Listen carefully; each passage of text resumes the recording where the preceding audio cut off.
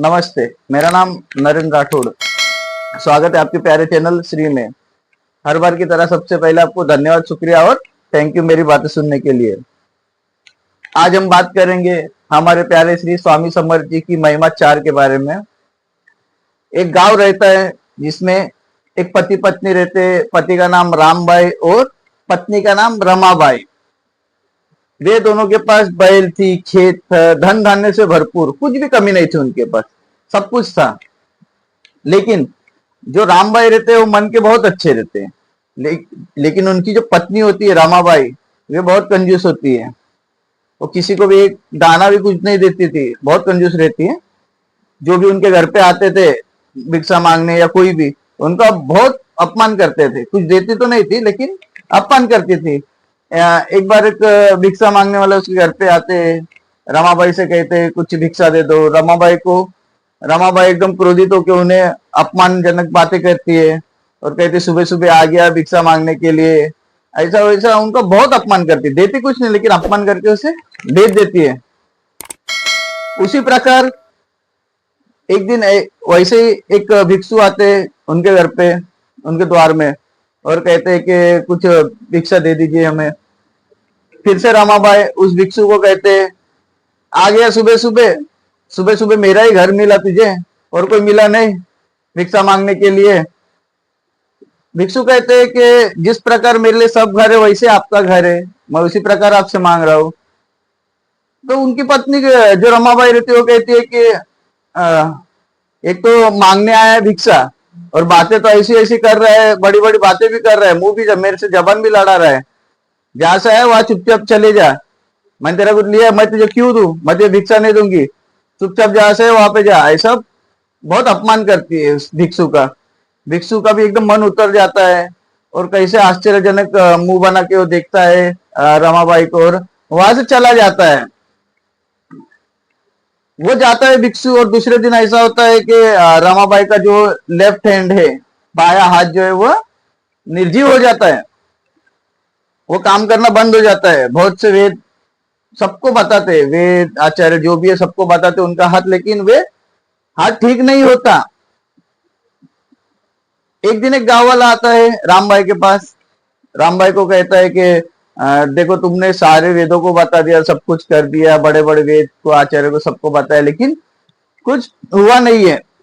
मेरी बात मानो, एक बार आप जाके हमारे श्री स्वामी समर्थ जी को मिलिए, एक बार मिलकर तो देखो, ऐसा उन्हें कहते हैं। और दूसरे दिन रामबाई और रमाबाई निकलते हैं श्री स्वामी समर्थ जी के पास। स्वामी समर्थ जी के पास पहुंचते हैं। हमारे स्वामी जी एक पेड़ के नीचे बैठे हुए रहते हैं। उन्हें वे पति पत्नी नमस्ते कहते हैं, नमस्ते करते हैं, उनके चरण छूते हैं।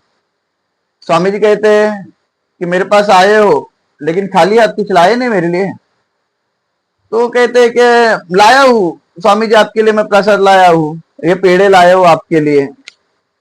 स्वामी जी के पास पेड़े आगे करते हैं रामबाई। स्वामी जी कहते हैं उसे दे दो। जो पीछे एक व्यक्ति बैठा रहता है ना, वही व्यक्ति जो इनके घर पे भिक्षा मांगने पहले आया हुआ रहता है, वो कहता है उसे दे दो। रामबाई कहते हैं नहीं नहीं, ये तो मैं आपके लिए लाया हूं। रमाबाई भी कहती है ये मैं आपके लिए लाई हूं, आप इसे स्वीकार कीजिए, मैं उस भिखारी को क्यों दूं। ऐसे फिर से कहते हैं। तो स्वामी जी उनको कहते हैं रमाबाई को, ठीक है ना, तो जैसे तुम आए ना वैसे ही चले जाओ, मुझे पेड़े नहीं चाहिए। यदि तुमको उन्हें देना है तो ठीक है, नहीं तो वापस चले जाओ। और उनको कहते हैं कि ये जो पेड़े लाए हैं ना, रामबाई को कहते हैं ये पेड़े लाए ना, ये आपकी बीवी के हाथों से उसे देना है।